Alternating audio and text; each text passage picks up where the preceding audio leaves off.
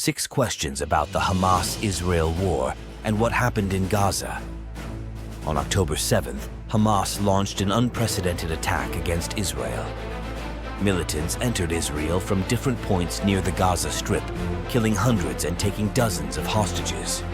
With Israel's bloody response, tensions escalated into a war. For those unfamiliar, we have compiled basic information about the locations of the conflict and the parties involved. Who founded Hamas?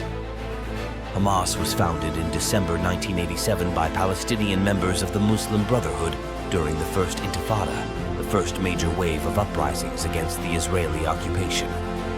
Hamas, or officially the Islamic Resistance Movement, controls the Gaza Strip. It aims to establish an Islamic state in the territories currently occupied by Israel.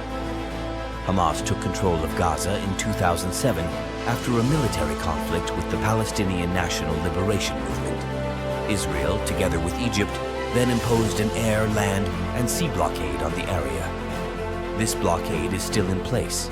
The United Nations, UN, and humanitarian organizations warn that the blockade is worsening the living conditions of the people of Gaza.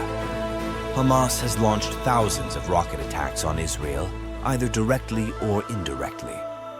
Israel has repeatedly launched airstrikes against Hamas. Hamas as a whole, or its armed wing, is listed as a terrorist organization by the United States, US, the European Union, EU, the UK, and Israel. Iran is Hamas's most important supporter, providing the organization with financial resources and military training. Why is the Gaza Strip an important territory? The Gaza Strip is a 41 kilometers long and 10 kilometers wide strip of land between Israel, Egypt, and the Mediterranean Sea. Home to 2.3 million people, it is one of the most densely populated areas in the world.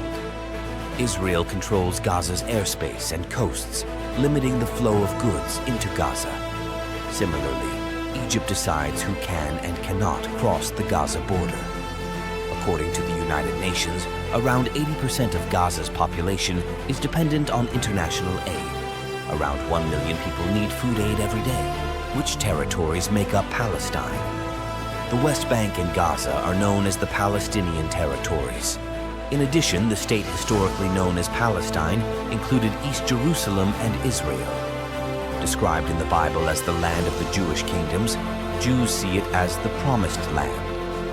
The State of Israel was established in 1948, but those who do not officially recognize Israel still refer to the area as Palestine. Palestinians also refer to the West Bank, Gaza, and East Jerusalem as Palestine. How serious are Hamas's latest attacks?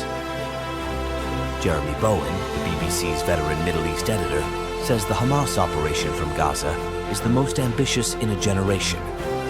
It is also the most serious cross-border operation Israel has faced. The operation, in which Hamas militants crossed the barbed wire fence separating Gaza from Israel at several points, comes on the 50th anniversary of a day marked by a major war in the Middle East. In 1973, Arab states led by Egypt and Syria launched the Arab-Israeli War against Israel. The war is also known as the Yom Kippur War. Is Israeli intelligence at fault?